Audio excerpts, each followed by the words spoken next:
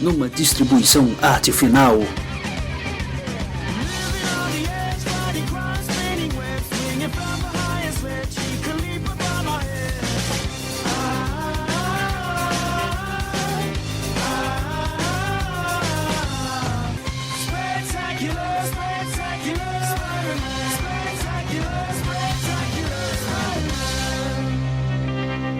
A Pilha do Aranha. Olá, Aranhada do Futuro! Estamos de volta aqui em mais uma edição da Pilha do Aranha. Se vocês achavam que a gente não ia voltar, estavam muito enganados. É porque a equipe estava toda de férias, curtindo praia, o salário que a gente recebe aqui, então a gente merece, né? 3 meses de férias por ano. Mas agora a gente está de volta e dessa vez vamos falar do futuro, né? Já que a gente está num mundo em que o futuro parece cada vez mais distante, pelo menos nos gibizinhos, o futuro já chegou há um bom tempo. E, na verdade, 30 anos atrás, estreava a linha do Homem-Aranha 2099, que a gente resolveu bater um papo aqui hoje sobre ela, porque tem um personagem muito querido de todos nós, nosso Miguel O'Hara. Falaremos mais sobre ele. Mas antes eu quero convidar diretamente do ano de 2099 os meus parceiros de trabalho aqui hoje. Maurício Dantas, como vai? Tô bem, agora eu sou a Anaíta. Isso aí, muito bom. E temos também aqui diretamente aí da Alchemax, do alto do prédio, Vitor Azambuja. E aí, pessoal, vocês lembram quando um futuro distópico era só na ficção? Que saudades. E trouxemos diretamente dos subterrâneos de Nova York o nosso querido Igor Tavares. Aqui é greve na Alchemax. Olha aí, ó, o pessoal já está explodindo as grandes corporações do futuro.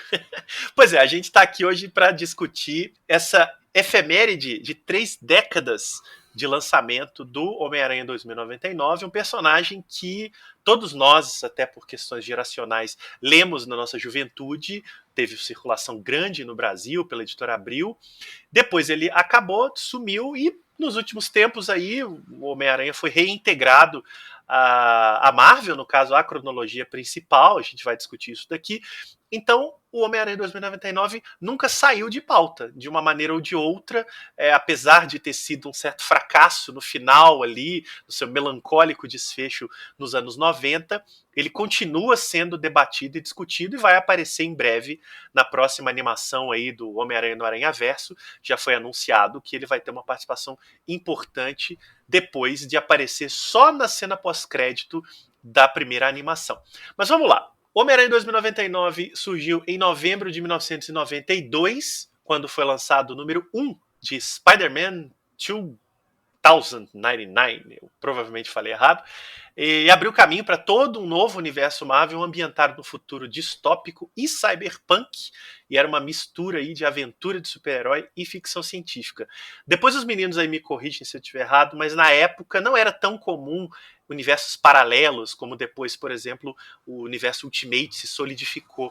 Então a gente tinha aí o 2099, não era nem um universo paralelo, era o futuro da Marvel naquele momento, só que corria em paralelo. Então a gente tinha as revistas de linha e a gente lia esse futuro distante aí até então de 2099, como é que seria a Marvel naquele momento. Os roteiros do Homem-Aranha especificamente eram do Peter David, desenhos do Rick Leonardi e as cores do Al Williamson. Era um trio da pesada que escreveu boa parte da série. A primeira edição foi um fenômeno de vendas, é até hoje, segundo informa a internet, a revista assinada pelo Peter David mais vendida na história, né, o número 1 de Homem-Aranha 2099, e houve momentos em que o título vendia 100 mil exemplares ao mês. Foi uma febre.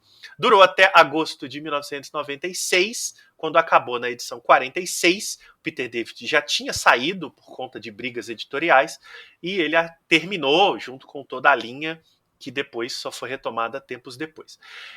Antes da gente falar um pouco do Homem-Aranha 2099 no Brasil, Maurício Dantas, nosso Nelson Rubens do Pilha do Aranha, conta um pouquinho como é que eram os bastidores da Marvel nesse momento aí, quando o Homem-Aranha 2099 apareceu. Eu concordo com você, só queria fazer uma correção, Marcelo. Não são cores do Al Williamson, são tintas do Al Williamson, ele é o finalista. Tintas! É verdade, fundamental essa diferença. Ele é o tintas do Al Williamson. Finalista aí, mas vamos falar mais adiante da arte do cara, que é muito boa.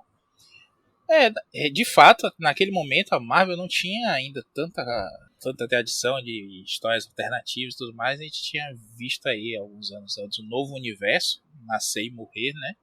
Com uma iniciativa ali paralela à continuidade original, e essa sim acho que foi a primeira grande iniciativa da Marvel desse aspecto. O universo 2099 foi pensado para ser uma nova iniciativa assim, né? A princípio com 3 heróis, o Aranha, o Destino e o Justiceiro 2099, mais um herói original, o Ravage, como eu sempre falei, peço perdão aí aos poliglotas. E ele foi pensado, na verdade, pelo Rick Leonardi. A ideia toda do visual, aquela caveira no peito e tudo mais, foi pensada pelo Leonardi. O Peter David entra num segundo momento de criação, quando já tinha sido aprovado o visual, a ideia mais radicalizada do personagem, e começa a desenvolver o Miguel O'Hara, né? Quem é ele, inclusive, aqui um detalhe importante que nunca é mencionado, mas a gente fala muito do Miles Morales, né? Ele é latino e negro, birracial, né? Mas o Miguel O'Hara também é birracial. Ele é mexicano e irlandês. O pai dele tem ascendência irlandesa, a mãe a ascendência mexicana, Conchata, e o pai dele, eu não me recordo agora, ele é Arminto. Spoiler aqui, né? O pai dele não é pai dele. Oh, céus. E o próprio uniforme, né? Ele pega da Festa dos Mortos mexicana. Do Dia dos Mortos mexicana, e aquilo na verdade é uma caveira. Todo mundo sempre soube que é uma caveira. Eu demorei de perceber que é uma caveira, mesmo dizendo isso na edição 1. Mas pra mim é uma aranha estilizada e pronto. E não deixa de ser, né? Não temos tantas histórias de bastidores, nem intrigas, nem apontamentos de dedo, não. Mas era um momento feliz, né? Tava todo mundo contente. Pois é, começou muito bem, né? Começou de uma forma muito interessante, com uma sinergia legal ali.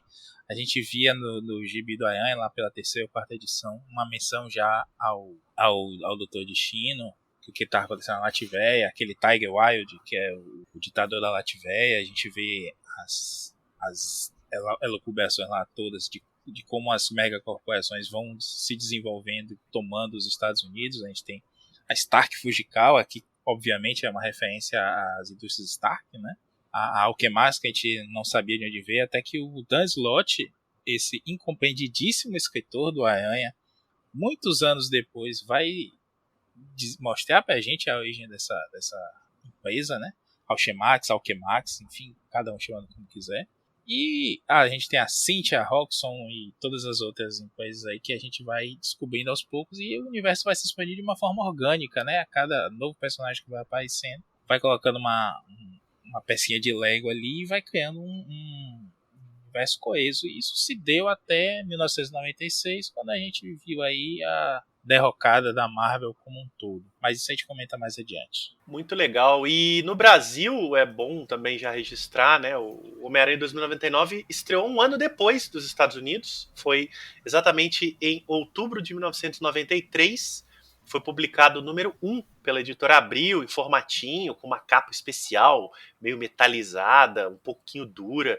Era um acontecimento assim nas bancas, né? E durou até dezembro de 96, cobrindo todas as 46 edições originais, mas no Brasil, né, o número de capa terminou no número 39.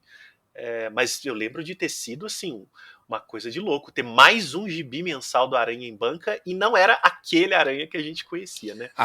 Eu surtei com isso. Eu acho que eu comentei com você no Zap. Eu vi sim. aquelas propagandas no expediente, né? Na última página lá tinha sempre metade da página, a metade esquerda Expediente, rapaz. Pois é, excelente. né? É por isso que eu gosto de gravar com o Maurício, cara. Ele resgata uns negócios que, pô, eu senti até o cheiro do plástico dos meus bonecos, né, da época. Você fechar o gibi e ver aquela propaganda da Papermate, né? O alienígena segurando a caneta. Tínhamos de curso técnico de desenho, os negócios assim. Tinha também de chocolate, né? As publicidades Sim. eram incríveis. Pois é. Cara, e essa voz do Igor que parece vir de 2099? Eu tô achando foda. Esse microfone é do futuro aqui. Não, continua, tá foda. Tá foda. Eu, só complementando, eu lembro que eu vi a propaganda nesse expediente dizendo, né, que no ano de 2099 ele será completamente diferente daquilo que você conhece. E eu tive a certeza juvenil, o surto nerd júnior, de que iam cancelar o Homem-Aranha normal e agora só iam publicar esse Homem-Aranha no futuro. Talvez. Esse Homem-Aranha de unha, né? Ele tinha unha, garra, tinha umas né? garras, assim, o olho era preto e eu fiquei puto da vida com isso. Eu não gostei, não. Aí hoje eu sou fãzaço. Pra quem achou que o Maurício estava exagerando, lembra que poucos anos depois a gente teve Massacre e Heróis Renascem, tá? Não era um, Grande momento, hein? não era Grande um momento. medo tão infundado assim.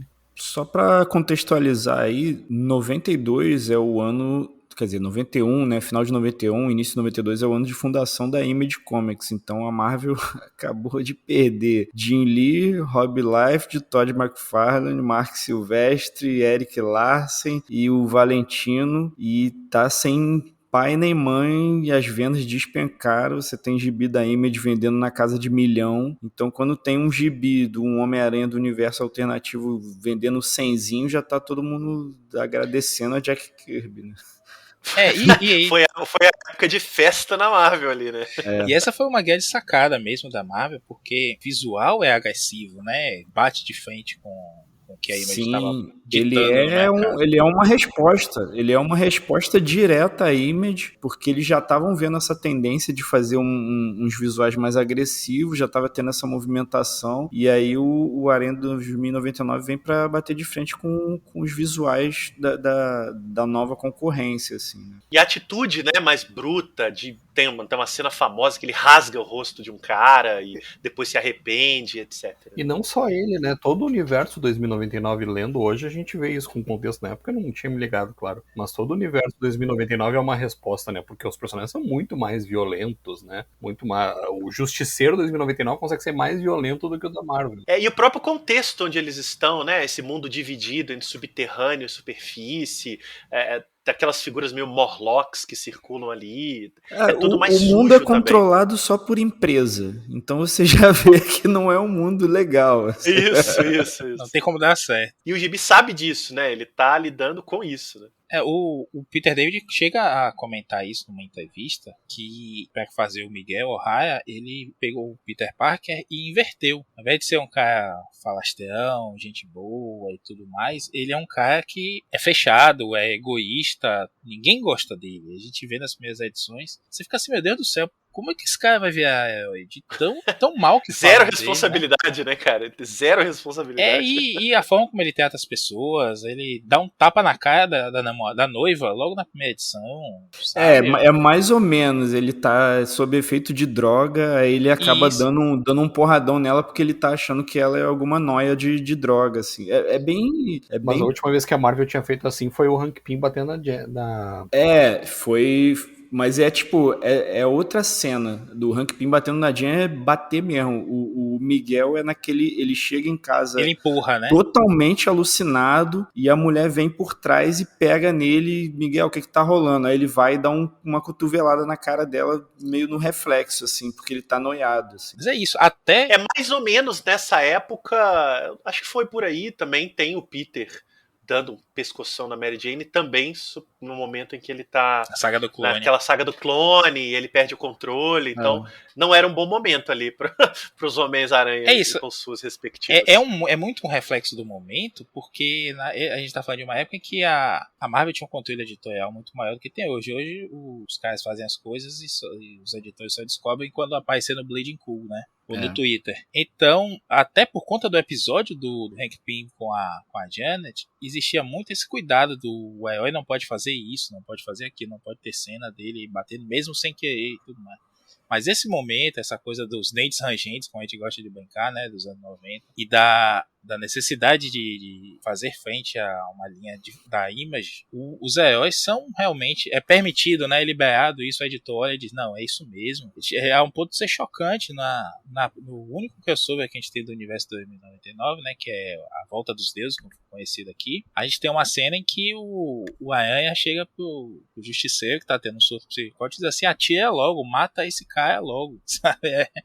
Eu me peguei relendo isso esses dias e pensando assim, nossa senhora, um Homem-Aranha dizendo mata esse cara logo, é realmente um sinal daqueles tempos. Agora, o Igor levantou uma bola interessante aí, tá? Vou te pedir, Igor, para tocar, de um contexto, né? A Image bombando ali, a Marvel preocupada. Quem eram os autores? Né? O Peter David quase dispensa apresentações, mas eu vou pedir que você contextualize ele também para os ouvintes. Mas quem era o Peter David e Rick Leonardi naquele momento? O Peter David sendo meio que um dos poucos grandes autores que ficaram na Marvel ali, né, depois da debandada da Image. Mas, enfim, onde eles estavam que foram convocados para fazer este Homem-Aranha? O Peter David, ele começou a carreira dele na Marvel não como escritor, ele começou como representante de vendas. Então ele trabalhava com venda direta para comic shop e tudo mais. Então ele tinha mais esse contato. Ele fez a transição justamente vendendo histórias dele pro Christopher Priest, que era o editor na época, né? Quando ele começou a tentar fazer carreira de roteirista e tal. E aí uma das primeiras histórias dele, inclusive, é a morte da Jean DeWolf, que é um quadrinho que todo mundo gosta do Aranha, assim, é meio que uma referência de história de investigação, um negócio mais pesado e tal. E é uma história que o David foi e meio que empurrou a carreira dele pra frente. Depois ele foi e começou a passagem longa dele pelo Hulk de 12 anos, foi logo em seguida, porque o gibi do Hulk era fracasso de vendas, assim, na época, era um gibi nas portas do cancelamento, e aí ele resgatou algumas coisas da época do Bill Mantlo e tal, porque o Mantlo deixou muita semente que o David colheu depois, né, principalmente a questão aí já vou eu falar de Hulk de novo. A questão do Bruce Peter David não tem jeito de não falar, né? A questão do Bruce Banner sofrer abuso paternal, isso aí foi o Peter David que pegou uma pontinha de uma história do Bill Mantlo e botou, e aí isso aí foi incorporado no personagem para sempre, até em filme, né? Tem a questão do pai dele ser abusivo e tal. E aí ele chega ao universo 2099, porque o Peter David naquela época tinha muito roteirista contratado, né? O cara era pago pela uma quantidade A ou B ou C de história, X e tal. E aí o editorial tava com aquela ideia de fazer o universo 2099 e vários autores submeteram a história, né? Só que a sacada do Peter David foi o negócio que o Maurício falou. Ele pegou tudo que o Stan Lee fez e ele falou, cara, eu vou fazer o contrário. Primeiro que ele não relacionou nada à família Parker, que já era um diferencial, porque todas as outras histórias que a galera deu o pitch, né, fez o roteiro, isso aí eu tô falando porque eu já perguntei pro Peter David, eu encontrei com ele 2 vezes em convenção e perguntei justamente sobre isso. Ele falou, cara, eu tinha que fazer tudo ao contrário, porque eu já sabia que os caras iam fazer um personagem que fosse tataraneto do Peter Parker e não. Vamos fazer um cara que não é branco, que tem 2 etnias doidas lá, que seja uma mistura explosiva, né? Que é tipo irlandês com latino. Vamos botar um cara que já tá mais velho depois, então já não é jovem, já é um outro oposto. Vamos botar um cara que, ao contrário do Peter, que não sabia lidar com mulher, já tem namorada. Vamos botar um cara que a mãe é viva, então não tem esse negócio de parente morto. Vamos botar um cara que não é sozinho, ele tem um irmão dele, né, que é o Gabriel, que é um personagem importante pra caramba. Então ele é todo ao contrário, assim, do que um Homem-Aranha normal seria, né? E aí isso aí meio que convenceu o pessoal da Marvel a aprovar, né? Principalmente o Joe Cavalieri, né, que foi o cara responsável, o editor que tá por trás do universo 2099 todo, né, o Cavalieri, e aí os caras se amarraram, porque era um negócio que não tinha nada a ver com o Homem-Aranha e tal, não tinha a ver com nada, assim. Então o Peter David fala isso, eu fiz tudo ao contrário mesmo, foi intencional para poder o máximo que acontecer, os caras falam, não, a gente quer uma coisa que seja mais referencial ao Parker e tal, mas aí ele faz as referências que são características dele, tem referência logo na primeira edição, tem referência ao Cronenberg, na Mosca e tudo mais, tem uma referência ao Peter Parker, porque eles estão fazendo um projeto na Alchemax para emular uma parada que, como se fosse um Peter Parker, tipo um soldado, como se fosse um Homem-Aranha da cronologia que era a corrente, né? Então ele consegue inserir essas coisas, mas com esse diferencial de não, a gente não tem nada a ver com com Peter Parker, essa família aqui é a família O'Hara e acabou. Tem, então, mais um chega pra lá do Peter David, né, do Pad, como a gente chama. Que é a Layla, que é a assistente pessoal do Homem-Aranha, que é aquele holograma, né, que parece o Marilyn Monroe. Ela diz que tem outras aparências lá, não sei quantas aparências, e uma delas é a Tia May. Muito bom. E o Miguel Arraia olha pra câmera, né, olha pra gente e diz assim, apaga essa. Isso é e a olhada é um clássico de expressão, que ele olha meio puta merda.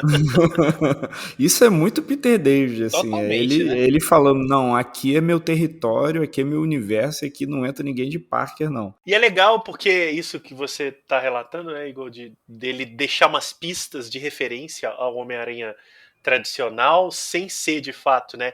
Eu lembro muito da minha leitura ainda adolescente, de que aquela foto que eles olham, é uma foto, né, do Homem-Aranha, do nosso ali, era quase um conforto, né? Era quase um sinal de que você estava no gibi do Homem-Aranha, mas era outro. Mas ele estava ali de alguma forma. Ele existiu, né?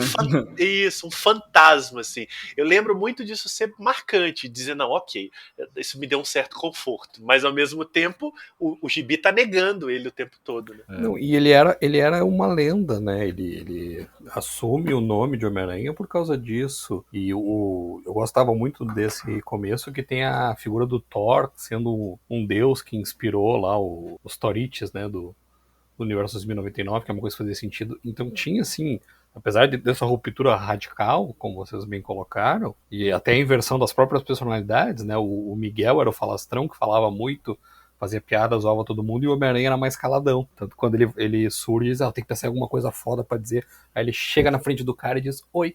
Uma coisa que eu gostava muito é que tinha, assim, esse senso de continuidade, né? Era uma ruptura, mas ao mesmo tempo você enxergava ali o futuro daquele universo Marvel. Eu não falei do Leonard. E sobre a criação do uniforme, o Peter David fala que ele estava junto com o Leonard quando eles construíram o uniforme. Ele falou até que ele fez um desenho mal feito e que ele falou, eu devia ter guardado esse desenho porque eu ia vender no eBay e ia ganhar uma grana com esse desenho. Mas ele fala isso. Eu não sei se é verdade essa história, mas ele fala que estava lá junto com o Leonard quando ele estava desenhando e falou, não, eu quero esse negocinho nas costas dele aí, essa capinha meio rasgada aí, que já tem uma ideia para isso e tal. E ele realmente tem uma lembrança bem vívida assim, do que foi a criação do visual do Homem-Aranha, né, do 2099. O Leonard, ele foi o cara que saiu da faculdade e direto pra Marvel, assim, ele saiu em 79, em 81, 80 ele já tava fazendo aqueles desenhos que desenhista faz pra lancheira, aquelas paradas, e em 81 já tava desenhando a história do Thor, aí trombou com o Bill Mantlo também, falando do Bill Mantlo 2 vezes já, daqui a pouco eu falo com ele de novo. Fez umas histórias com o Mantlo e tal, e é o cara que, junto com o Mike Zeck, foi um dos caras que criaram o uniforme preto do Homem-Aranha. Ele e o Mike Zeck são os responsáveis, o do Guerras Secretas, né, que depois virou simbionte, virou Venom, e o Leonard é um dos caras que estava na criação desse uniforme, assim. Apesar de ter uma polêmica em relação a esse uniforme, que eles falam que tem um leitor que mandou uma carta muito antes pra Marvel, que fala que criou esse uniforme negro e tal, mas os caras creditados como criadores do uniforme negro é o Mike Zeck e o Rick Leonard, assim. Então, foi o cara que rodou um pouco da Marvel, né, dentro ali, fez uns bagulho pra DC e tal, e aí aterrissou na 2099 ali pra desenvolver a estética toda ali desse mundo cyberpunk depois, mas ele deu uma rodadinha desde de 89, 81 mais ou menos, ele já tava fazendo coisa pra Marvel, assim. E as primeiras histórias, como a gente já adiantou também, respondiam um pouco à Image, se caracterizavam por uma ação desenfreada, alucinante e non-stop, né? Splash page, logo o Maurício adora citar essa entrada do Homem-Aranha 2099 na sua própria história, né, como uma splash dupla dele já pulando e sendo perseguido. Depois entra um flashback, mas todas as primeiras edições, mais ou menos as primeiras 10 pelo menos, é pauleira pura, né? O Vitor, se você puder comentar um pouquinho, você lembra bem dessas primeiras histórias? Elas são bem mais marcantes do que a metade adiante, né?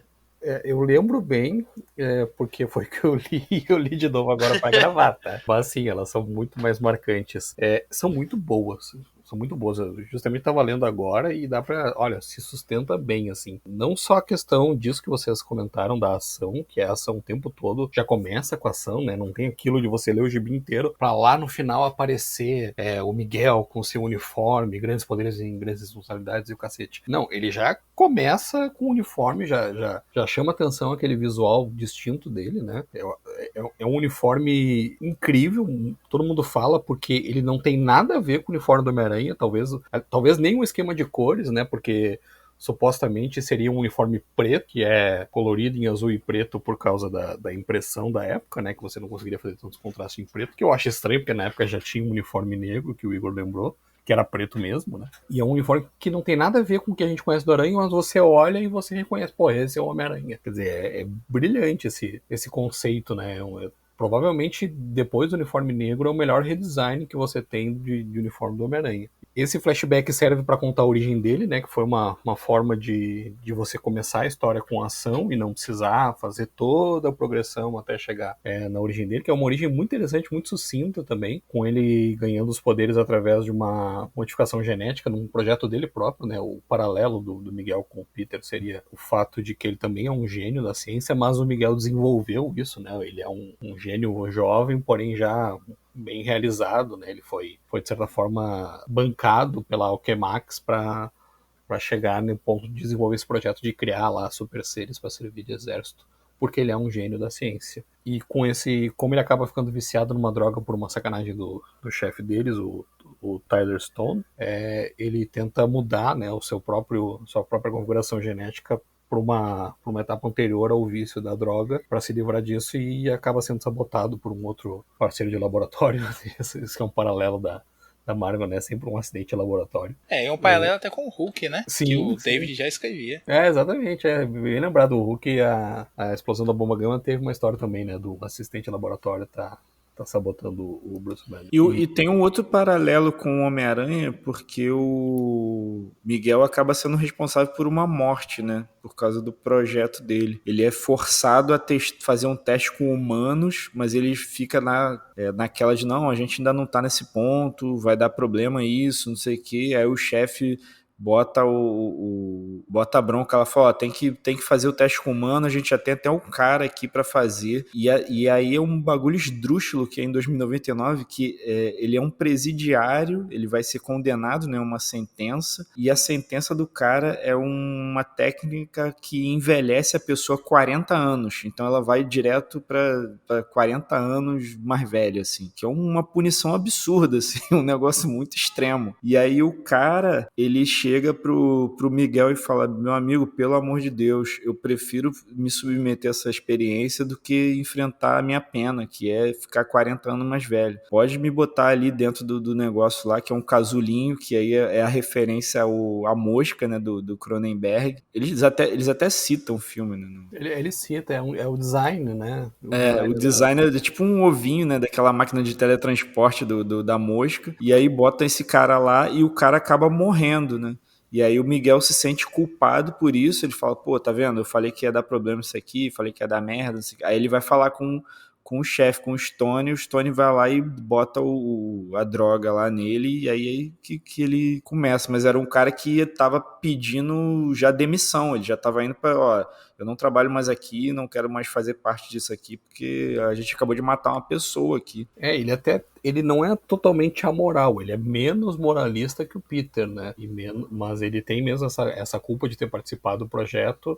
Depois vai ter logo depois da origem dele, ele acaba, de certa forma, participando na morte aparente desse assistente laboratório que boicotou, né? Que sabotou o projeto e acabou dando para ele os poderes de aranha. Interessantemente, eu gosto muito das soluções do Miguel para os poderes de aranha, porque ele não tem poderes exatamente iguais ao Peter, então ele não vai ter um sentido de aranha, ele tem uma visão acelerada, que nem as aranhas teriam, né? Ele consegue enxergar as coisas mais devagar, assim, mais de perto, ele consegue perceber o perigo enxergando, e não esse sentido mágico que o Peter tem de prever o perigo sem precisar estar olhando, né? Ele tem garras nas mãos e nos pés, que é até o que leva ele a usar essa roupa, porque é uma fantasia mesmo, né, de Dia dos Mortos, que é feita de moléculas instáveis lá. E isso vai ser reaproveitado 10 anos depois no filme do Sam Raimi, né? Tanto as garras, Isso, exatamente. quanto a teia E ele tem orgânica a teia orgânica. e a origem geneticamente modificada, né? Não, Ninguém faz essa relação, mas o filme do Sam Raimi tem mais elementos da origem do 2099 do que a gente percebeu na época. Aqueles esporozinhos, né, que sai do dedo do Peter do Sanheim é totalmente 2099. E eu acho genial aquilo, porque essa é uma coisa que eu nunca consegui resolver na minha cabeça. Como é que o Homem-Aranha segura nas coisas usando luva e bota? Eu nunca consegui me conformar com isso desde pequeno. Eu acho genial. Não, e a própria ideia da teia produzida pelo corpo é um conceito que acabou vindo do 2099, né? Exatamente. E eles importam também uma outra coisa que eu achava legal na época, hoje eu acho que não faz tanto sentido, que é a forma como a teia sai, né? Ao invés de sair pela pose clássica, né? Dos web fingers, né? Dos dedinhos lá da aranha, ela não sai debaixo do pulso, ela sai de cima, né? Da parte de cima do pulso. Que vinha também do simbionte, simbionte, no uniforme exatamente. negro, ele também atira por cima, né? Eles reaproveitam isso, já tinham reaproveitado no Venom, né? Então ele junta vários elementos assim e dá uma modernizada legal na Aranha. Eu diria até que foi a versão da Aranha que mais modernizou o personagem, porque a do Universo Ultimate é praticamente a mesma coisa, né? A origem do Aranha do Universo Ultimate muda a forma, mas os poderes, tudo é quase igual. E o Miles também tem poderes bem semelhantes ao Peter, com alguns acréscimos, né? Mas eu diria que foi um modernizado muito bom. E eu me lembro que eu gostava muito disso na época. Eu achava, nossa, realmente é uma versão moderna do Homem-Aranha, uma versão futura do Homem-Aranha. E essas edições são isso, cara. É ação o tempo todo, é muito visual. Lendo hoje, assim, num formato de melhor qualidade do que o nosso tradicional formatinho, eu já não acho toda a arte do Rick Leonardi tão boa, porém a ação dele é muito boa e toda vez que o Homem-Aranha aparece, ele rouba a cena como tem que ser, né? Parece que ele desenhava melhor o Aranha do que todo o resto do gibi. Verdade. E é como tem que ser, tem que dar o destaque pro personagem. Uma outra característica que me chamou a atenção no começo dessa fase do Homem-Aranha 2099, como o David tem um diálogo bom. Ele depende muito pouco ali de balão de pensamento e recordatório ou recordatório nunca sei o certo. Ele depende muito pouco daquela narração em off que o personagem faz, muito embora ele, nas primeiras edições, é o Miguel contando a própria origem pra Layla, que é a sidekick virtual dele, né? A Siri dele, olha aí o Peter David visionário, deveria ter patenteado essa ideia. Ou a Alexa, né? E ele conta tudo pelo diálogo. E é um diálogo muito bom. Tem essa característica que eu comentei antes ali de o Miguel ser mais falastrão. Ele passa zoando esse assistente de laboratório. Você até entende porque o cara tentou matar ele, porque ele passa enchendo o saco do cara. E o Homem-Aranha é mais calado, assim, só fala o necessário. Às vezes ele nem fala. É uma coisa bem interessante, porque, tipo, o Peter se entrega muito, né, durante as lutas falando. E o Miguel não, ele percebe as coisas e guarda pra ele, sabe? Ele não fica contando. Então, acho que sobre todos os aspectos, pros anos 90 e talvez até pra hoje, dá pra dizer sim que esse gibi foi uma bela modernizada na mitologia do Aranha. O Miguel é caladão como Homem-Aranha e tem uma... No primeiro cara que ele enfrenta, né, aquele Ventura lá, tem uma cena... Porque o cara fala bastante. O cara fica chamando, e aí, filho? Não sei o que dizer. E o próprio Miguel, ele pensa, ele fala, pô, esse maluco tá falando muito que é pra me desestabilizar psicologicamente, que é uma coisa que o Peter faz, assim. Então você dá pra ver que o Peter David estava querendo fazer um negócio totalmente oposto. Ele colocou o Homem-Aranha dele na posição dos vilões do Homem-Aranha tradicional, que são aqueles que ficam escutando aquelas ladainhas lá e ficam desestabilizados, né? Essas 10 primeiras edições são muito boas mesmo. Inclusive, eu tava relendo agora no tablet, olha, eu li digital por meios legais, hein? Li pelo Marvel Unlimited. Inclusive um comentário aqui que só tem até a edição 38, foi até onde saiu nos encadernados americanos, né? Tem 3 ou 4 encadernados. Não pegou ali o finalzinhozinho mesmo. Acho que eles estavam segurando para lançar junto com o Mundo do Futuro, né? World of Tomorrow, que são as 8 edições que tentam finalizar o gibi, enfim, com pouco sucesso, mas essas 10 edições, até a 10ª, que é justamente quando ele tem um confronto lá, ele visita a mãe e ele tem alguns questionamentos, ele tem um monólogo grande ali na história e ele decide, né? Ele tem um momento dele de grandes poderes e grandes responsabilidades e ele, enfim, assume o manto de aranha e para só de reagir às coisas todas, que é sensacional, é um baita recorte. Esse é o recorte que a Panini usou há muitos anos quando lançou o encadernado, né? Eu acho que está assim também numa republicação, não sei se teve Salvat, eu esqueci de pesquisar isso. Mas essas 10 primeiras edições... Só teve esse da Panini mesmo. Teve só Panini? E mais os especiais posteriores que a Panini lançou. Ah, sim. Mas enfim, eu digo que é cinematográfico esse comecinho, não só pelas sequências de ação que são sensacionais, concordo com você. Chegou o cinéfilo, hein? Chegou o cinéfilo. Olha aí, ó, hoje é o dia da vingança, né?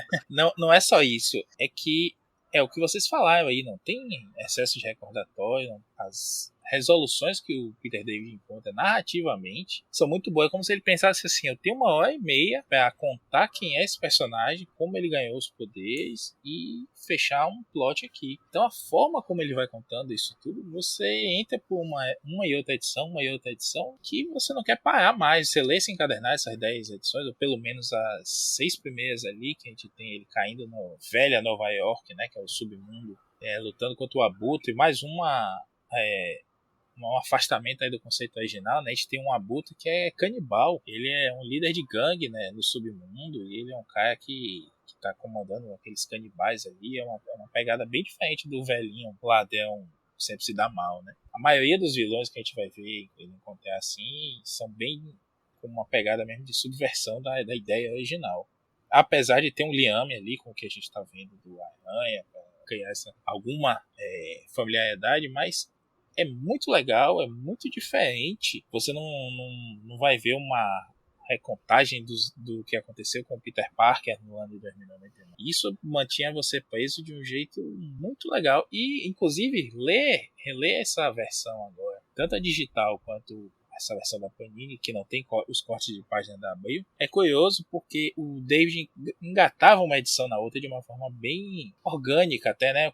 Quase como o Kirkman fez em Walking Dead, que se você não parar de ler uma edição a outra, você lê o encadernado todo e acha que é só uma história aquilo ali. O David ainda estava naquela coisa do momento de fazer a splash page, né? A primeira página é sempre uma splash page, que é uma orientação vinda desde o Stan Lee, que é para jogar o leitor de cabeça na história logo, mas não tinha tanta recapitulação, tanta recontagem, os personagens toda hora dizendo o que estava acontecendo. Isso é uma coisa genial, assim, é bem o estilo do David, mas que ele aprofunda mais ainda aqui. E só uma nota da arte, o Leonardo tinha feito X-Men, tinha desenhado alguns arcos em X-Men, ali mais ou menos na mesma época do Sylvester. Ele fez a primeira passagem dos mutantes por Genosha. O cara sabe desenhar ação como ninguém, os ângulos, a linguagem corporal dos personagens, tudo mais. E o Al Williamson é um nome que precisa ser mais comentado, né, pelos fãs de quadrinhos, porque ele pode não ter uma grande história assim, você diga, o Williamson desenhou isso, aquilo, mas ele é um puta desenhista. Dá até pra gente linkar aí, quando esse podcast sair, procura nas redes da gente alguns desenhos do Williamson que a gente vai postar, porque o cara é muito bom desenhista, mas o próprio Leonardo já disse algumas vezes aí pelo Twitter, em entrevistas, que ele é tão generoso que ele deixava os desenhistas brilharem com as tintas dele, né? É uma coisa meio rabiscada às vezes, que combina muito, suja o traço desde as capas, mas o preto nunca é preto sólido nele. Quando o Leonardo desenha e o Williamson finaliza, é sempre uma coisa bem riscada, bem rabiscada ali, como se fosse mesmo para causar um estranhamento, uma coisa diferente do que a gente já viu dessa própria dupla fazendo em outros trabalhos, antes e depois. E em 1995, um ano antes da linha acabar, né? No triste fim, que a gente vai falar já, houve o acho que inevitável crossover com o Homem-Aranha da linha tradicional. Acredito que todo leitor do 2099 na época, em algum momento, torcia para que houvesse um encontro, nem que fosse por fetiche, né? E ele veio numa edição especial com roteiros da equipe criativa da série, Peter David, Rick Leonardi e Al Williamson, num one-shot, né? Que foi publicado no Brasil na edição número 35, mas nos Estados Unidos foi uma edição à parte da série, e era uma história muito legal, que mostrava Peter e Miguel trocando de tempo e de lugar por um fenômeno lá, acho que tinha a ver com um vilão. E aí o Peter ia para 2099, o Miguel vinha para o ano corrente da Marvel, e eles enfrentavam vilões invertidos, né? O Peter enfrentava o Abutre canibal e o Miguel lutava, claro, com o Venom, que era o top de linha dos vilões do Homem-Aranha em meados dos anos 90.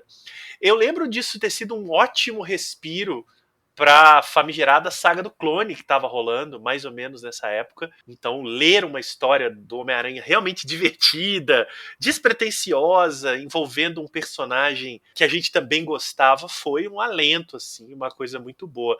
Eu não sei se vocês têm boas memórias desse crossover aí. Cara, eu lembro que saiu na mensal. Eu não peguei essa edição na época, fui pegar anos depois no sebo. Até hoje ela ainda é muito procurada. É uma pena que não foi publicado num especial formato americano como a Abril fazia às vezes, né? Eles optaram por botar no 35 da mensal, como você falou. É muito legalzinho, assim, não tem muita... Eu li hoje de novo pra gravar, não tem muita explicação por que eles invertem o tempo, dá a entender. Eram tempos mais simples, né? Dá a entender porque tá rolando um experimento na Fujikawa lá, e se não me engano na Fujikawa no presente do Peter, e na Alchemax em 2099, com uma energia temporal. É um negócio tão sem sentido que eles não perdem muito tempo explicando. Ele diz que ela fica presa num loop temporal, aí ela volta antes de ser usada, então é como se fosse um motor de um movimento perpétuo, né? Não vai acabar nunca aquela energia. É um plot bem Star Trek, né? Outra coisa que o Peter David é fãzaço. É verdade. E eles acabam invertendo. Então parece. É muito bacana porque aparece o Peter com a introdução da história quase igual ao primeiro número, quando aparece o Miguel pela primeira vez. Mas é o Homem-Aranha. Inclusive o texto, tem uns personagens lá que estão roubando um carro. E o salto, né? A splash da primeira edição é exatamente a mesma. Ele enfrentando lá o olho público. E o Miguel aparece na cama com a Mary Jane peladão lá, né? Aí a Mary Jane, mas que é isso? Eu pergunto, né? Tem momentos legais, assim, eles acabam, cada um à sua maneira, desfrutando daquela realidade, né? O Miguel dá um cala-boca interessantíssimo no JJ, né? Ele fala que o Homem-Aranha vai ser lembrado dali a mais de 100 anos, que ele é uma lenda e ninguém lembra do JJ, né? Ele é um completo desconhecido. O Peter, que tá agora eu lembrei, cara, foi no meio da saga do clone, é por isso que o Peter tava tão deprê, porque ele chega em 2099 e ele pensa assim, quem sabe eu fico por aqui, né? Lá em casa ninguém se importa muito. Isso mesmo. Ele era casado, bicho. A mulher dele tava esperando em casa, né? Eu até vou sentir falta da Mary Jane, mas de repente é melhor ficar por aqui. É muito deprê isso, é muito, muito bad vibe, sabe? E aí num dado momento lá que se aproxima o ápice, o clímax da coisa, o Miguel até fala que aquele foi o momento no tempo que gerou o cataclisma, que apagou a era heróica, porque claramente, como era um futuro do universo Marvel, em algum momento eles falam que aconteceu alguma coisa e sumiram os heróis, mas eles nunca falam o que nem quando, porque eles não queriam estabelecer um fim para aquele universo Marvel regular que continuava saindo, né? Então o Miguel até comenta, hoje é a data que vai começar o começo do fim. E aí, nesse momento que as coisas estão acontecendo simultaneamente, cada um no seu tempo, eles acabam se encontrando e são lançados mais à frente ainda, no ano de 2211, se eu não estou enganado, onde aparece uma versão do Duende Macabro e, curiosamente, também uma versão bem diferente do próprio Homem-Aranha.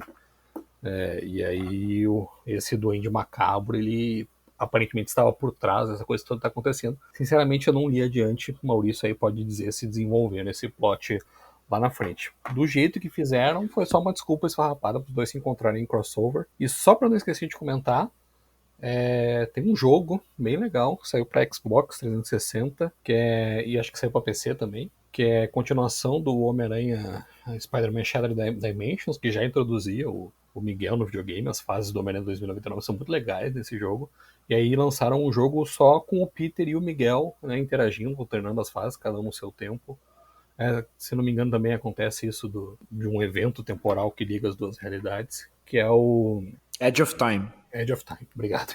E também é escrito pelo Peter David esse jogo. Exatamente, legalzíssimo esse jogo. Melhor até que o Shattered Dimensions, e por focar no Miguel.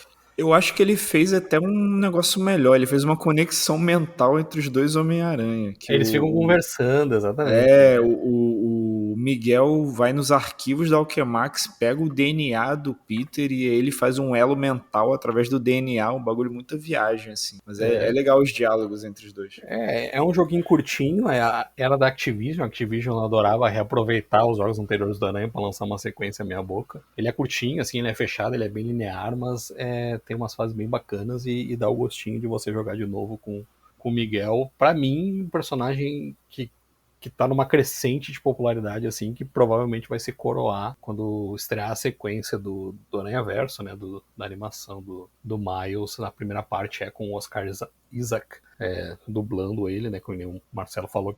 E lembrar também esse plot do Peter mudando de tempo e aí refletindo se volta, se não volta, foi reaproveitado na animação de 2001, né? Homem-Aranha Ação Sem Limites, que era uma adaptação não assumida do Homem-Aranha 2099, um desenho até fraquinho, assim, durou só 13 episódios, mas que tem momentos muito interessantes. O vilão é o autoevolucionário e todo o cenário é adaptado do 2099, inclusive o uniforme dele, que é uma versão do 2099. Só que é o Peter que sai do tempo dele, ele tá fugindo do Venom, do Carnificina, entra num foguete, vai parar nesse outro planeta. Eu acho que é outro planeta, mas que na verdade é contra a Terra, isso, Counter Earth.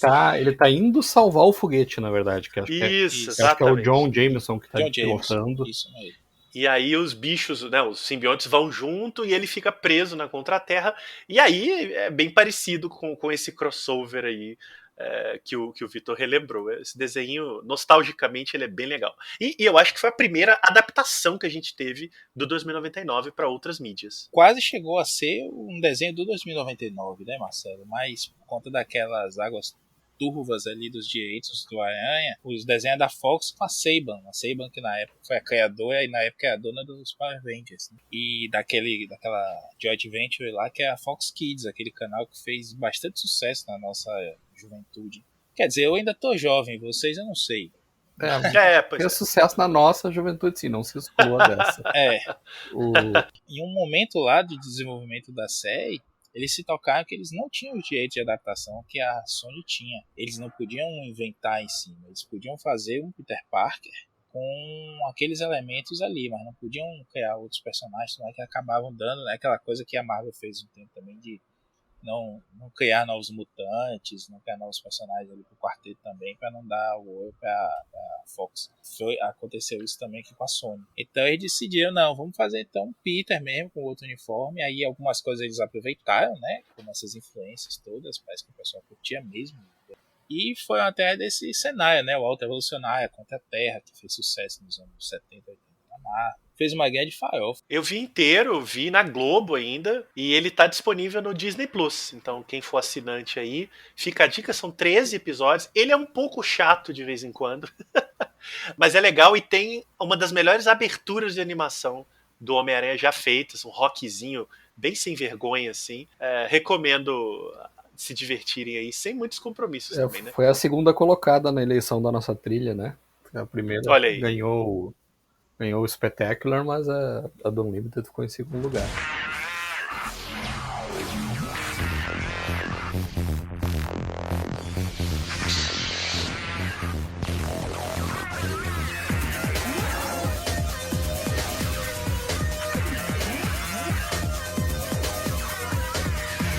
E esse desenho introduzia coisas novas, né? Tem um uniforme de nanotecnologia que ele guardava no relógio. E eu não me lembro se era no desenho ou só no videogame, porque no jogo da Activision para PlayStation, o primeiro Spider-Man, você tinha um uniforme baseado no Unlimited, que você ficava invisível, tipo o poder de camuflagem do Miles. Eu não lembro se isso era do desenho, sinceramente. Eu acho que foi uma coisa que eles introduziram no jogo meio que pra diferenciar o uniforme, né? Dar um poder diferente pro uniforme. Mas eu achava muito bacana esse uniforme, esse visual. O Aranha 2099 voltou à voga, na verdade, não foi por causa de gibis, mas por causa desses dois jogos que vocês mencionaram aí. Eu nunca o joguei, não sou muito da área dos videogames, não. Mas ele voltou a fazer sucesso por conta disso. A galera começou a curtir aquele visual diferente, o conceito todo dos 2099.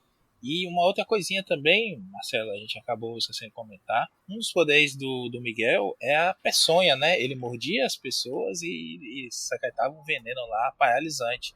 O Miles tem uma Venom Blast, né? Uma rajada lá que dá um choque também. Que é bem mais elegante, né? Do que morder. Não precisa levantar a máscara e morder, né? Ainda mais em tempo de distanciamento social, é melhor você... rapaz, aí realmente. Bom, o Maurício adiantou esse retorno do 2099. Eu acho que a gente pode entrar aí na reta final do programa para dizer isso, né? Que entre algumas discretas idas e vindas depois do fim da linha de gibis 2099 em 1996, o Homem-Aranha 2099 é reintroduzido na Marvel, de fato, em 2013, quando ele aparece num arco de histórias da revista regular do Aranha na época, Superior Homem-Aranha, estava naquela fase em que o Octopus tinha dominado a mente do Peter, do corpo do Peter, e o Miguel aparece nas edições 17 a 19, e posteriormente, acho que ali houve uma tentativa de testar o humor do leitor, ele passa a ter um novo título próprio, novamente com roteiros do Peter David, o que foi um belo acontecimento na época, e desenhos do Will Sline mostrando o Miguel O'Hara preso no presente corrente da Marvel, tentando levar ali uma vida possível, enquanto descobre quais são as conspirações que vão gerar o futuro distópico de 2099 e, no meio tempo, ele tentando voltar mesmo ao ano futuro. Maurício, você quer comentar um pouco dessa primeira retomada? Essa série acho que durou 12 números. Eu, particularmente, já posso adiantar que achava os desenhos do Slime terríveis, então foi complicado chegar ao final. O Slime é um cancelador de títulos, né? Ele é um cara que veio de editores menores, salvo engano, da IDW, onde ele também assumiu um título que durou muito pouco. E eu não faço ideia, eu sei que ele é amigo de um outro desenhista também da Marvel, que estava fazendo sucesso na época. Acho que é o próprio Ryan Stegman, tinha desenhado justamente essa aparição do Aranha 2099 no presente Marvel. E aí a gente vê o Superior Homem-Aranha largando o Miguel O'Hara no Sparrow, né? E o Miguel, na verdade, volta para o presente. Esse é um conceito muito legal do Dan Slott, porque ele vê, né, que há um choque aí temporal entre os dois momentos, 2099 e o presente do Aranha. Nosso presente, por assim dizer, estão interligados por algum acontecimento relacionado a um tataravô dele, né, o Tiberius Stone, que é um dos fundadores da Alchemax. E aí é uma coisa muito legal, né, a Liz Allen, a então viúva, já não mais viúva do Harry Osborn, fazendo a fusão de empresas ali com a Osborn, com uma série de outras empresas menores e criando essa Alchemax. Então é uma amarração muito legal. Eu lembro de na época ver isso assim e bater aquela coisa do... Pô, parece até que pensar isso há 20 e tantos anos para culminar nesse momento, de tão bem amarradinho que foi a coisa. E aí o Miguel acaba ficando aqui para descobrir que evento é esse, o que é que tá acontecendo. Ele muda de nome para Michael O'Hara. E aí também é uma brincadeira bacana aí com o que o Peter David fazia, porque o Tyler Stone é o único que chamava o Miguel de Mike, né? Ele odiava, ele queria se chamar de Mig ou Miguel mesmo. E o Stone, para sacaneá-lo, chamava ele de Mike. Ele assume essa identidade e vai ficar de olho ali até que quando o Peter de verdade volta, né? Ele tá com as indústrias Parker, chama o Miguel para trabalhar com ele. E a gente vai ter um malfadado uniforme novo ali, que é uma coisa horrorosa, um crime visual. É uma coisa toda branca com os detalhes. Design do Will Sline mesmo. Olha aí, Acabar de ver. Conseguiram estragar o uniforme 2099. Ninguém queria um uniforme novo. Ninguém pediu mas, né? por aquilo, Mas o problema é porque é justamente isso que o Marcelo falou. Foram 3 volumes, né? 2014, 2015 e 2019. Nesse 2015 ele aparece com seu uniforme novo, que é daquele totalmente nova e diferente Marvel, né? Então, vamos chacoalhar as coisas. Aí tivemos essa ideia genial. O Sline apresentou esse design e ficou.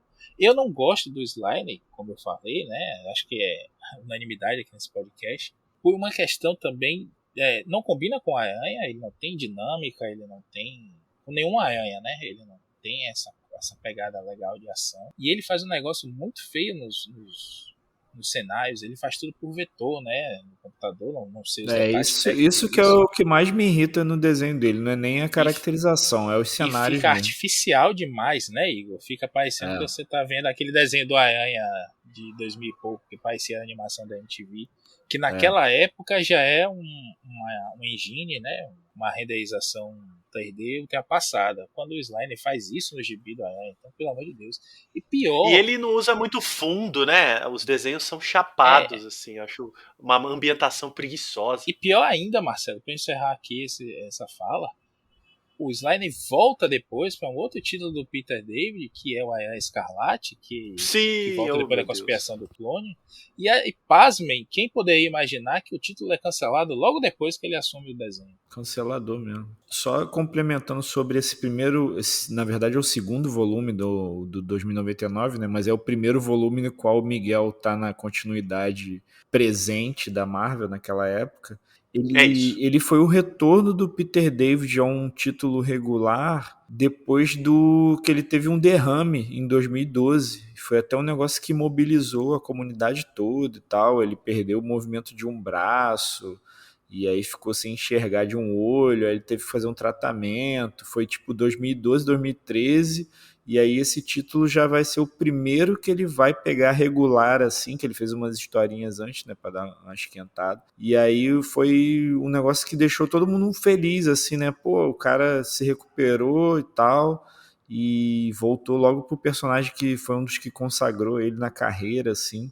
Então, na época, eu lembro que todo mundo que era fã desse universo ficou bem emocionado, né, com a história, porque quando ele sofreu o derrame, ficou todo mundo apavorado, falou, caralho, agora que o maluco não vai fazer mais nada e tal. E foi interessante isso. E as conexões que ele faz, como ele fazia conexão em 2099 para a década de 90, ele também faz quando a gente está em 2014 com o universo de 2099, assim. E para mim, esse título do Aranha 2099, esse volume 2, ele é como se fosse um teste para poder fazer o Aranha Verso, assim, porque o Aranha Verso ele entra mais ou menos na quinta edição dessa revista, e aí você vem aquela avalanche de Homem-Aranha para tudo quanto é lado, assim, já é meio que a Marvel fazendo uma preparação no título do Aranha mesmo, né, do Slott, e com Peter David nesse outro título aí para poder introduzir esse conceito de múltiplos Homens-Aranha, assim. Eu lembro desse título começar de um jeito muito legal, de eu gostar, mas aí tem algum evento no meio, eu não lembro se é o Aranhaverso, se é Guerras Secretas ou algo assim, que quando o título volta, ele tá muito piorado, assim, tá? Aí eu acho que é desastroso e ele acaba indo ser cancelado mesmo. É porque tem o terceiro volume, né? O terceiro volume é que é o que vem depois da Guerras Secretas, que inclusive o Peter David escreveu tain sobre o universo de 2099 das Guerras Secretas, que não é ruim não, é mais focado nos Vingadores, né, de Sim. 2099, e o Miguel é o tipo o cara que tá liderando, né, ele é o cara da Alchemax. E os Vingadores eles são um grupo corporativo, eles servem a Alchemax naquele universo. E o Miguel é uma outra versão lá que ele meio que comanda os Vingadores, assim. E esse volume 3 durou 25 números e termina justamente com o Miguel voltando a 2099. Foi publicado entre 2015 e 2017. Maurício, você que tá sempre mais por dentro aí, talvez o Igor também nesse caso, mas em que status anda o nosso amigo Miguel O'Hara na Marvel hoje? Tem status ou ele tá desaparecido? Eu perdi um pouco a pista, confesso. No final desse volume 3, ele volta pro futuro. É uma loucura, na verdade, esse volume 3. Acho que o Peter David já tinha jogado pra cima mesmo.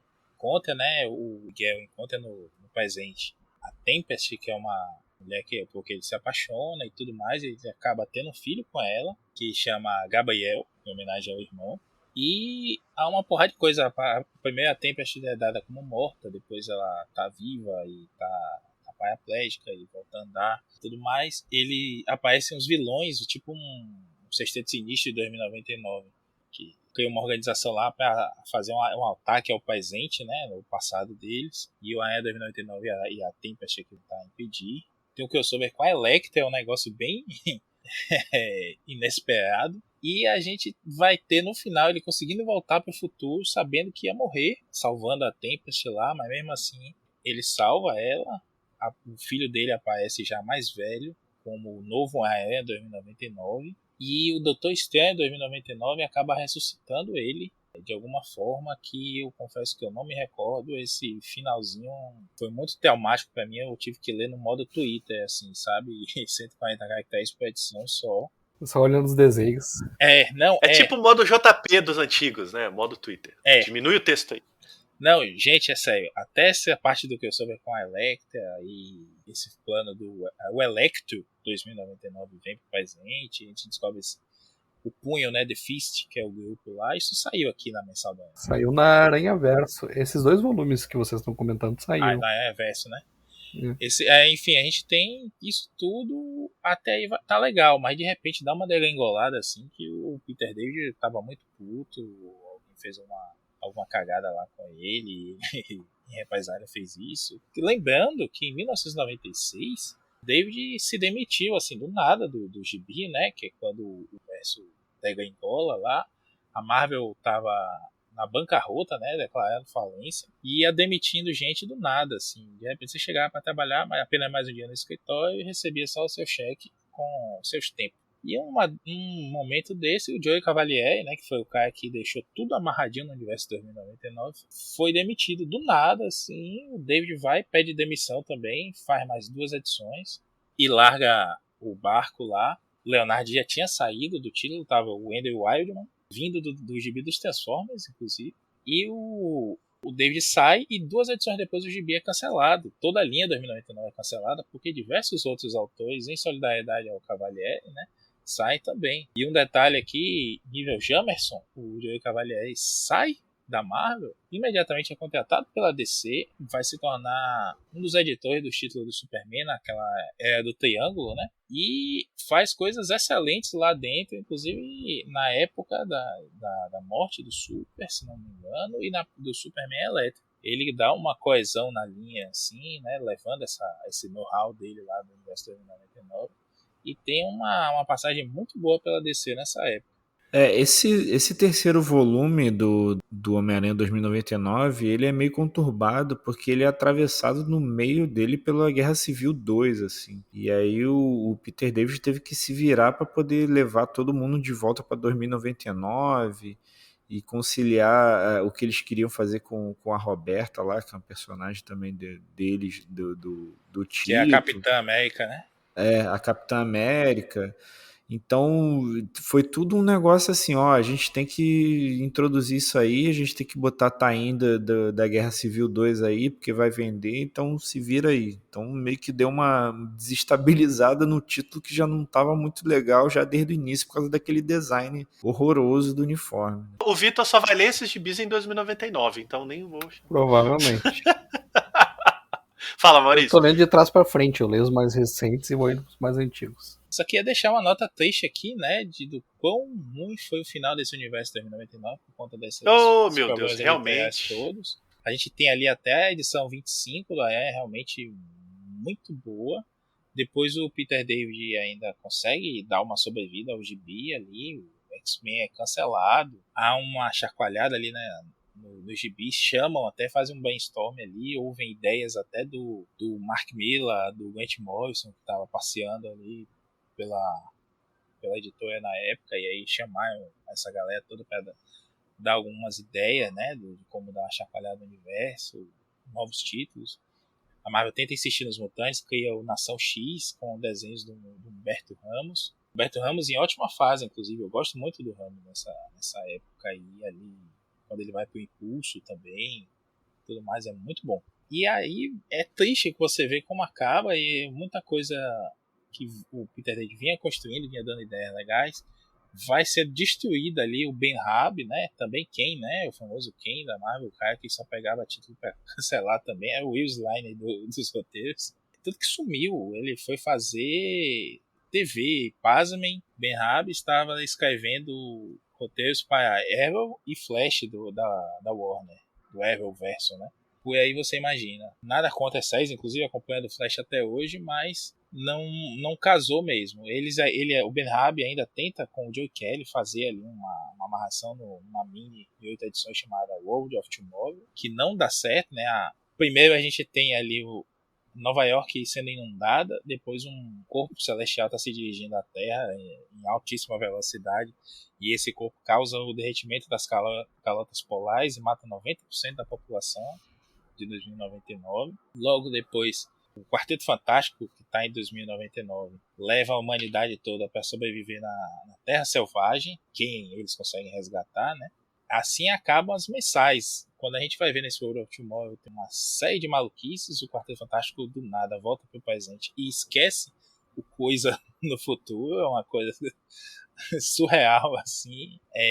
A Doutora Estranha 2099, que não é doutora, ela também tá no meio de uma luta lá com o vilão antigo da Marvel e some. E fica muita coisa em aberto no final das contas. Os X-Men meio que assumem o gibi com o Aranha ali sendo o ponto focal de tudo. O Miguel O'Hara, né, que nessa época já é o CEO da Alchemax. E aí vem mais 2 anos depois o chamado Destino Manifesto, um especial de 45 páginas que tenta resolver esse embrulho todo aí.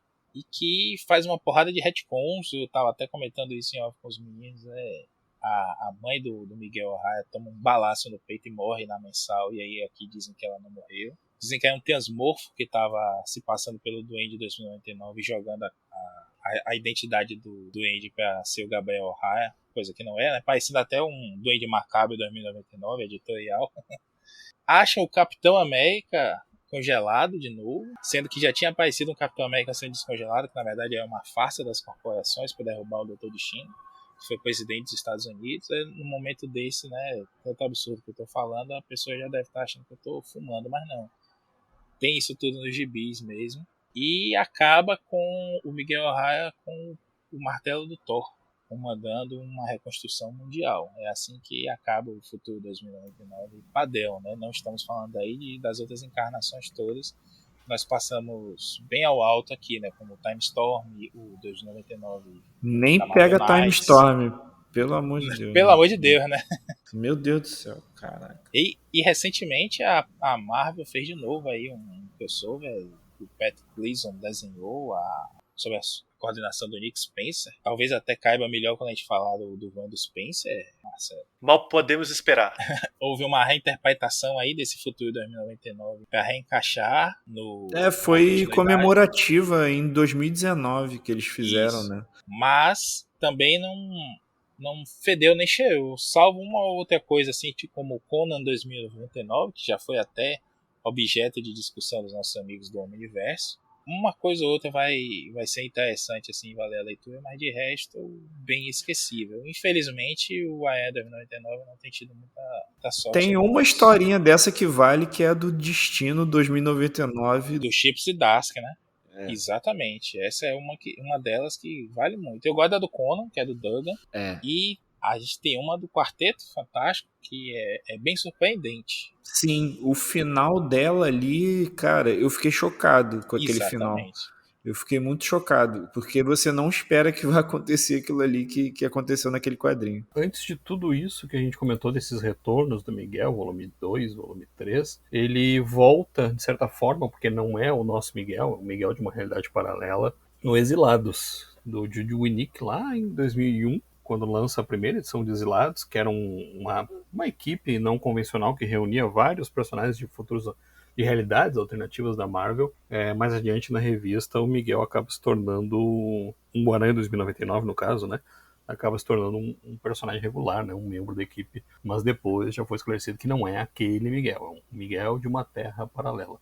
E eu até tinha a impressão que o Miguel que aparece lá no Aranhaverso, no crossover do Slott, ele vê também vários Aranhas 2099 de terras paralelas, incluindo esse dos Exilados, sendo mortos. Então a Marvel já tenta, né, há bastante tempo voltar com o Miguel, e provavelmente teremos, né, uma nova mensal, alguma coisa com o Aranha 2099 quando estrear a sequência da animação, né? Inclusive, respondendo até um comentário seu, Vitor, alguns desses aranhas do crossover do 2099 com o Peter, né, voltam a aparecer no Aranhaverso, sim. Inclusive aquele Norman Osborn de 6 braços, né? Ele aparece lá no crossover, vai aparecer depois no gibi, na mensal do Aranhaverso, que tem vários aranhas, e ele vai ter um papel importante no Super Homem-Aranha, o último volume que apareceu, em que o Otto, né, tá com o corpo clonado do Peter lá, da conspiração do clone,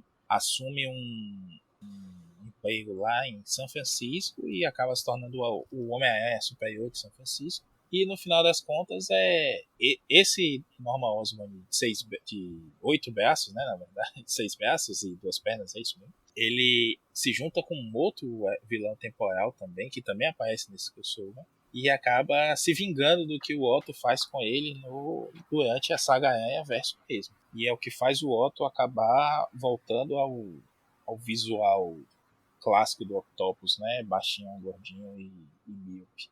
Através de um pacto com o Mephisto. Olha aí, quem diria, Mephisto sempre volta. Muito bem, e certamente a gente vai ouvir muito falar de Miguel O'Hara ainda, porque basta anunciarem esse novo desenho do Homem-Aranha aí, no Aranhaverso, que logo logo a Marvel solta alguma coisa. E aí a gente vai voltar a falar dele bastante. Eu queria agradecer a presença de todo mundo, pedir que o convidado Igor, que já é figurinha carimbada aí no Sete Jagunços e no Pilha de Gibis, deixe o seu jabá para os ouvintes do Pilha do Aranha, que pode ser que não tenham te ouvido nos outros podcasts. No Instagram é só procurar Baia RJ, BAIA-RJ, e ali tem um Linktree com todas as coisas que estão relacionadas ao que eu faço, os podcasts, a editora, projetos musicais, texto, tá tudo ali. E no Twitter é @IgorLTavares, tem um post fixado também lá com o link do Linktree, aí tem todas as coisinhas lá pra galera dar uma olhada lá. Só seguir lá nas 2 redes. Maravilha, Igor. Maurício, Vitor, querem dar um alô final? Tem pessoas que eu queria, toda vez que eu interagisse, fossem outras versões dela, né? Como o Miguel O'Hara toda vez que interage com Peter Parker. Mas infelizmente a gente está preso aqui nesse presente distópico, né? Não é mais futuro distópico, não. Então 2099 é aqui. Estamos ferrados na mão de grandes corporações, de vírus e mutantes de mal, cara. Eu só quero que lance um outro joguinho com o Miguel. E bonequinhos, né, Vitor? Aí bonequinhos. Olha só, com esses desejos bonitos e com essas palavras de afago de Maurício Dantas, a gente se despede aqui, lembrando que o Pilha da Aranha volta antes de 2099. Então, fiquem ligados no feed e até lá.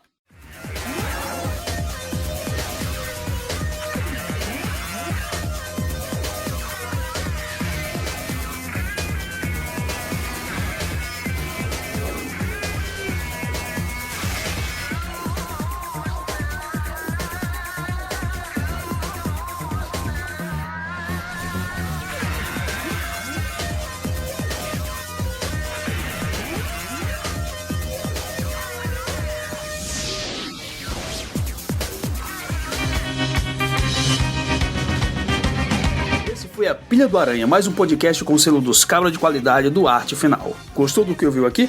Compartilhe e acesse o site, tem muito mais conteúdo de qualidade esperando por você. Vai comprar seus gibis na Amazon? Compre acessando nossos links, você vai ajudar a manter esse trabalho. www.artefinalhq.com.br